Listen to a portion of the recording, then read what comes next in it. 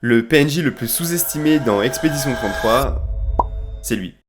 Au début du jeu, on se promène dans les rues de lumière, on parle aux gens et on en apprend plus sur l'univers de Clair-Obscur. Alors il y a des PNJ qui racontent pas grand chose, Tu crois vraiment que vous allez servir à quelque chose, là-bas? Tu es bourré, Maxime. mais il y en a d'autres avec qui l'interaction est folle.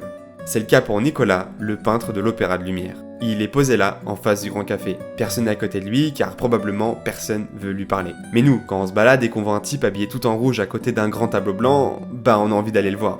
Ce qu'il veut, c'est peindre, juste peindre.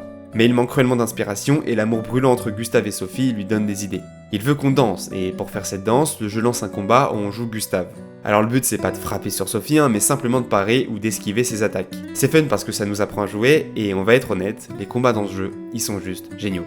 Ok, donc la danse est terminée, et on va enfin savoir si le tableau il est à la hauteur de notre chorégraphie.